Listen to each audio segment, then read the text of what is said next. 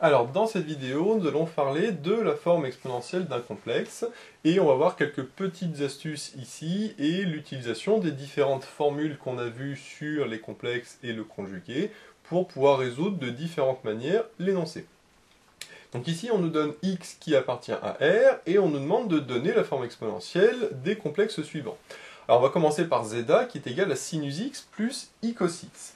Alors ça, on voit le lien avec la forme exponentielle, puisque on sait que exponentielle de ix, c'est égal à cosinus de x plus i sinus x. Ça, c'est la définition qu'on avait vue dans le cours sur la forme exponentielle de eiθ. Eiθ, mais c'est la même chose avec x. Donc là, c'est quasiment pareil, sauf que on a ici le sinus de x et le cos x, alors qu'ici, on a cos x et ici sinus x. Donc on voit un petit peu qu'il y a un rapport, mais c'est inversé avec le cosinus et le sinus. Donc l'idée, ça va être de transformer cette expression pour retomber là-dessus. Alors le mieux, c'est tout simplement de factoriser par i, parce qu'en factorisant par i, j'aurai le cos x ici. Et on va voir si en factorisant par i, je retombe sur du i sinus x ou pas. Alors si je factorise par i, donc ça me fait i facteur de... Alors le sinus x, alors j'ai pas de i mais c'est pas grave, on va dire que c'est sinus x divisé par i, et le plus i cos x, comme je l'ai factorisé par i, ça donne plus cos x. Maintenant, je vois que je divise par i, quand on divise par i, on multiplie par i au numérateur et au dénominateur, ça j'ai le droit parce que je multiplie par i en haut et en bas, et ici j'ai i fois i, ça fait i carré, or i carré c'est égal à moins 1, donc finalement je divise par moins 1. Donc en fait, le fait de diviser par i revient à multiplier par moins i. Donc ici, si je continue, ça me fait i facteur de, j'inverse pour avoir dans l'ordre, donc ça me fait cos x, le moins je le mets devant, ça me fait moins i fois sinus x. Alors là, je vois que j'ai la même chose, sauf qu'attention, j'ai pas un plus, j'ai un moins, c'est-à-dire que j'ai le conjugué de ça. C'est-à-dire que si je conjugue à gauche, je conjugue à droite, et en conjuguant à droite, le conjugué de cos x plus i sinus x, ça me donne cos x moins i fois sinus x. Sauf qu'à gauche, je dois conjuguer aussi. Quand je conjugue, le i devient moins i, donc le conjugué de exponentielle ix, c'est exponentielle de moins ix. Donc j'en déduis que ma parenthèse est égale à exponentielle de moins ix. Donc ça me donne i facteur de exponentielle de moins ix. Alors ça, c'est toujours pas la forme exponentielle, parce que la forme exponentielle, c'est du style r exponentielle iθ, mais avec le r qui est un réel strictement positif. Ici, i n'est pas un réel strictement positif, c'est un imaginaire pur, donc il va falloir que je le remplace. Or, je sais que i, c'est égal à exponentielle i pi sur 2. Ça, c'est la forme exponentielle de i qu'on avait vu dans le cours. Donc si je remplace i par exponentielle i pi sur 2, ça me fait exponentielle i pi sur 2 fois exponentielle de moins ix. Et là, je peux regrouper les exponentielles, parce que je sais que e de a plus e de b, c'est e de a plus b. Et en factorisant par i, ça va me donner i facteur de pi sur 2 moins x. Donc ici, j'ai i facteur de pi sur 2 moins x. Et là, j'ai bien la forme exponentielle, puisque j'ai quelque chose du style r fois exponentielle iθ, avec r qui ici est égal à 1, puisque le module c'est 1. Et donc, c'est le θ qui vaut pi sur 2 moins x. Donc ça, c'est une méthode pour trouver la formule de sinus x plus i cos x. L'autre méthode, qui est un petit peu plus rapide, mais qui demande un petit peu plus de connaissances, c'est que moi, ce que je veux faire, c'est retomber sur exponentielle ix, donc transformer le sinus en cosinus et le cosinus au sinus. Or, on sait que ce qui transforme le cosinus en sinus et inversement, c'est pi sur 2 moins x. Donc ça, c'est sur les angles associés, parce que sur les angles associés, si je prends un petit x, donc ici pi sur 2 moins x, je sais que le cosinus de pi sur 2 moins x correspond au sinus de x, et que l'inverse, le cosinus x, correspond au sinus de pi sur 2 moins x. Donc là, ce que je vais faire, c'est que je vais dire que sinus x, c'est égal au cosinus de pi sur 2 moins x, et le cos x, à l'inverse, est égal au sinus de pi sur 2 moins x. Ça, j'ai le droit d'après les formules sur les angles associés. Et là, je retombe sur cos θ plus i sinus θ, mais avec le θ qui vaut pi sur 2 moins x. Et à ce moment-là, d'après la formule, ça me donne exponentielle i pi sur 2 moins x.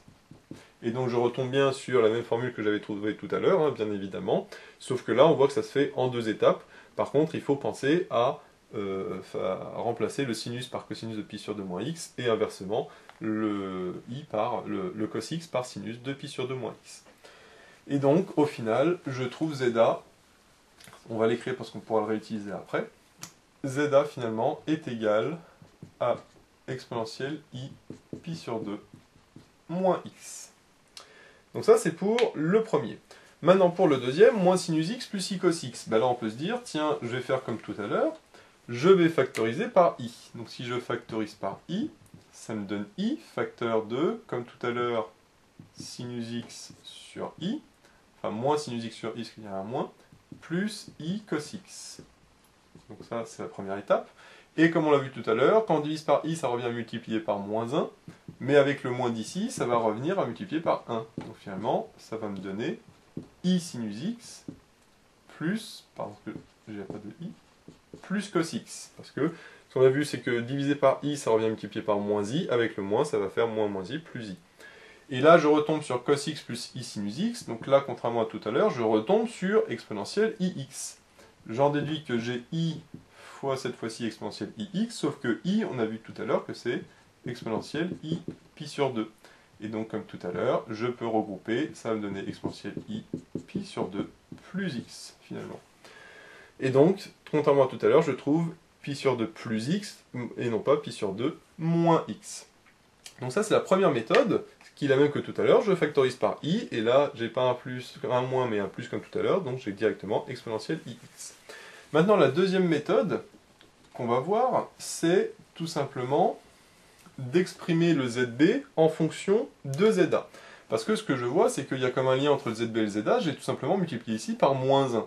Donc si je fais moins ZA, ça revient à multiplier par moins 1 ici et là. Donc je vais avoir moins sinus X, moins I cos X. Sauf que moi, j'ai pas moins I cos X, j'ai plus I cos X. Et donc si je fais le conjugué de ZA, par contre, là, je vais avoir un moins. C'est-à-dire que si je fais ZA bar, j'aurai sinus X moins I cos X. Et après, en multipliant par moins 1, je vais avoir ici moins sinus X et ici cos X. J'en déduis que ZB est bien égal à ZA bar. Et donc si ZB est égal à ZA bar, ZA bar, on peut le mettre sous forme exponentielle. Donc le fait de faire ZA bar, ça revient à remplacer le I par moins I, donc d'avoir moins I fois pi sur 2 moins X, ça c'est ZA bar. Et le moins, comme tout à l'heure le I, je le remplace par la forme exponentielle I pi, parce que je sais que I, c'est égal à exponentielle I pi. À moins 1, pardon, c'est égal à exponentielle I pi. Et je suis obligé, parce que moins 1 n'est pas un réel positif, donc c'est pas le module. Maintenant, je regroupe comme tout à l'heure, donc ça va me faire I pi moins I pi sur 2, moins I fois plus X, ça fait plus X, donc ça fait exponentielle de I pi, moins I pi sur 2, et moins I fois moins X, ça fait plus IX, et I pi moins I pi sur 2, si je factorise par I, ça fait pi moins pi sur 2, ça fait exponentielle I pi sur 2 plus IX.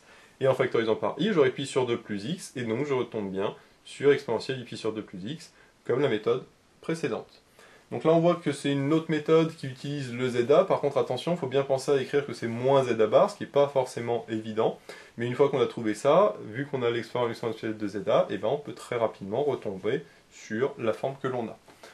Donc là, je sais ce que je vais écrire que c'est égal à exponentielle I pi sur 2 plus X. Maintenant pour le ZC. Là, ZC, c'est beaucoup plus simple, puisqu'on voit que ZC, c'est égal à ZA bar, puisque là, j'ai juste le plus I qui s'est transformé en moins I. Donc là, c'est pas moins ZA bar, mais tout simplement ZA bar, parce que la seule différence entre ZC et ZA, c'est que j'ai I qui s'est transformé en moins I. Et donc, vu que c'est ZA bar, dans ZA, je prends la forme exponentielle, je remplace le I par moins I, ça fait moins I pi sur 2 moins X. Alors éventuellement, je peux le mettre à l'intérieur, ça fait X moins pi sur 2, si je mets le moins à l'intérieur. Mais ici, ça n'a pas beaucoup d'intérêt. Donc ici, c'était plus simple que le ZB, finalement, parce que c'est directement ZA bar et non pas moins ZA bar. Bien sûr, je peux faire comme tout à l'heure, et factoriser par, non pas I, mais moins I ici, pour retomber sur cos X plus sinus X. Et donc, en factorisant par moins I, je vous invite à le faire pour vérifier que vous tombez bien sur cette forme-là. Alors attention, factoriser par moins I pour cos X, ça va être facile pour cos X, on aura juste directement cos X. Par contre pour le sinus X, il faudra diviser par moins I, c'est un petit peu plus délicat, mais en tout cas, la méthode est la même. Maintenant, pour le dernier ZD. Donc là, pour le ZD, on a deux méthodes différentes, et là, pareil, on va voir la différence et la ressemblance entre les deux méthodes. Évidemment, une fois qu'on a fait ZA, ZB, ZC, on voit que ZD, il y a comme un lien très fort, et donc on va pouvoir exprimer ZD en fonction soit de ZA, soit de ZB, soit de ZC. Le plus simple, c'est déjà de voir que ici j'ai des moins, alors que au-dessus j'avais des plus pour le ZA. Donc la première méthode qui est la plus simple, c'est de dire que c'est tout simplement égal à moins ZA. Puisque j'ai ZA qui est sinus x plus i cos x, donc moins ZA, c'est moins sinus x, moins i cos x. Moins ZA, je vais remplacer ZA parce que ça vaut. ZA, on a vu que c'était égal à exponentielle i pi sur 2 moins x. Et par contre, j'ai pas terminé, parce qu'attention, comme tout à l'heure, j'ai un moins. Et le moins ne peut pas être le module, parce que je rappelle qu'il faut r i θ, mais avec r, le module qui est strictement positif. Donc le moins, je le remplace par exponentielle i pi, puisque moins 1, je sais que c'est égal à exponentielle i pi. Et donc comme tout à l'heure, je vais pouvoir regrouper. Là, j'ai exponentielle i pi. Ici, si je développe, ça fait i pi sur 2 moins ix.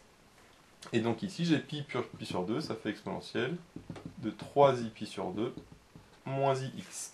Et donc finalement, si je factorise par i, ça me fait exponentielle i de 3pi sur 2 moins x. Alors 3pi sur 2, c'est aussi égal à moins pi sur 2, donc on verra ce que je trouve. Donc là, pour l'instant, pour ZD, je trouve exponentielle i 3pi sur 2 moins x. Donc ça, juste en disant que c'est égal à moins ZA. L'autre méthode, c'est de l'exprimer non pas en fonction de ZA, mais en fonction de ZB. Parce que si je regarde mon ZB, je vois que ZD c'est comme ZB, sauf que là, à la place d'avoir plus i, j'ai moins i. Et donc si le i devient moins i, je sais que c'est le conjugué. Et donc je peux dire que ZD c'est égal au conjugué de ZB. Et donc si je fais le conjugué de ZB, je prends ZB ici, mais je fais le conjugué, donc je remplace i par moins i, donc ça fait exponentielle de moins i fois pi sur 2 plus x. Et donc si je rentre le moins à l'intérieur, ça va faire exponentielle i moins pi sur 2 moins x. Et là, comme j'ai dit tout à l'heure, moins pi sur 2 et 3pi sur 2, c'est le même point, c'est ici. Ça, c'est soit 3pi sur 2 si je passe dans ce sens-là, soit moins pi sur 2 si je vais dans ce sens-là. Donc au final, moins pi sur 2 et 3pi sur 2, c'est la même chose, donc c'est bien égal. Donc voilà la deuxième méthode pour trouver ça. Après, avec le ZC, c'était plus compliqué, parce que là, il fallait dire que c'était moins ZC bar, parce que si on fait ZC bar, le i devient plus i, donc j'ai que des plus, et si on rajoute un moins, et ben ça fera des moins partout. Mais comme ZC bar c'était égal, on l'a vu à ZA, ça revient à faire finalement moins ZA, donc ça n'a aucun intérêt de passer par le ZC. C'est plus intéressant ici de passer par le ZA ou le ZB. Ou bien sûr, autre méthode qu'on peut faire pour ZD, c'est de factoriser ici par moins i, un petit peu comme tout à l'heure, comme on aurait pu faire pour le ZC, pour retomber sur du cos x et pouvoir appliquer la formule que j'ai effacée tout à l'heure. Par contre, attention, factoriser par moins i, encore une fois, c'est plus compliqué, et on peut plus facilement faire des ordres de calcul, donc c'est beaucoup plus simple ici d'exprimer en fonction des autres complexes, et d'utiliser les formules avec le conjugué. Donc voilà, j'espère que cette vidéo vous sera utile. N'hésitez pas à vous abonner pour être au courant des nouvelles vidéos qui sortiront. J'ai mis le lien dans la description vers l'énoncé de l'exercice, ainsi que vers d'autres exercices sur les complexes. J'ai également mis le lien vers la page Tipeee où vous pouvez soutenir Méthode Maths. Et moi je vous dis à bientôt pour de nouvelles vidéos.